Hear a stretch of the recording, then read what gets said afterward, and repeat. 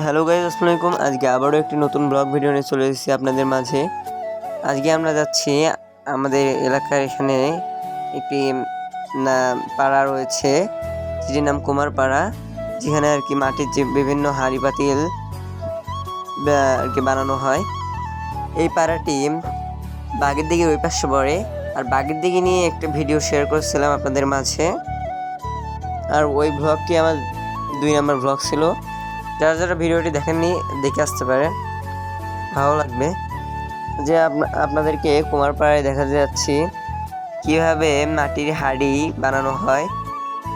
আর এটা বর্ষাকাল, আকাশটা অনেক মেঘাচ্ছন্ন হয়ে আছে, কখন যেন বৃষ্টি পড়ে। তবুও আপনাদেরকে ভিডিও দেওয়ার জন্য বের হয়ে পড়লাম। আপনাদেরকে 15 দিন হলো ভিডিও দেই না, কী নিয়ে ভিডিও বানাবো সেটা খুঁজেই পাচ্ছিলাম না। পরে ভাবলাম যে একটি কুমারপাড়া রয়েছে, ওইটা নিয়ে ভিডিও বানা যাক, সেজন্য যাচ্ছি। সঙ্গে আমার একটি বন্ধুকে নিয়েছি। ওই যেতে চাইছিল না, কারণ আকাশটা মেঘাচ্ছন্ন ছিল, যখন তখন বৃষ্টি আসতে পারে। আর এই জায়গাটির নাম হচ্ছে বাঘেরা বাজার, যে বাঘের দিকের বাজার। তো এখন বেশি কথা না বলে চলেন যাওয়া যাক। এখন আমরা কুমারপাড়ায় চলে এসেছি। কয়েকটা বাড়িতে জিজ্ঞেস করলাম যে ওগুলো বানানো হচ্ছে কিনা। এখন বর্ষাকাল জন্য কেউ ওগুলো বানাচ্ছে না, তবুও একটু খুঁজে দেখি। তো খুঁজতে খুঁজতে একটি বাড়ি পেয়ে গেলাম যেখানে হাঁড়ি বানানো হচ্ছে। এখানে একজন বৃদ্ধ মানুষকে দেখতে পেলাম। ওরা হাঁড়িগুলো বানিয়েই রাখছে, শুধু এখন একটা লাঠি দিয়ে পিটিয়ে সমান করছে। দেখতে পাচ্ছেন এত বয়স হওয়ার পরও তারা অনেক কষ্ট করে এগুলো বানায়, এবং এগুলোর দাম শুধু 20 টাকা। দেখতে পাচ্ছেন এখানে ওরা মাটি জমিয়ে রেখেছে, এগুলো নাকি চিক্কা মাটি। এগুলো খোদাই করে নিয়ে আসে, তারপর ওদের বানানোর জন্য একটি একটি যন্ত্র থাকে, ওগুলো দিয়ে ঘুরে ঘুরে বানায়। ঘুরে ঘুরে বানানোর পরে দেখতে পাচ্ছেন এরকমভাবে সমান করে, সবগুলো সমান করে একটু আগুনে আর কি পড়ে, ফোনের ভেতরে পড়ার পর শুকাতে দেয়, তারপর এগুলো তৈরি হয়। কত কষ্ট করার পর এগুলো তৈরি হয়। তারপরও মানুষ শুধু 20 টাকা দিয়ে কেনে, তবুও এগুলো মানুষ কিনতে চায় না। এখন দেখতে পাচ্ছেন কত দ্রুত গতিতে কাজটি করতেছে, তারা এই কাজ করতে করতে অভ্যস্ত। দেখতে পাচ্ছেন এখন একটু পানি নিয়ে ভেতরটা নেপছে যেন ভিজা ভিজা থাকে।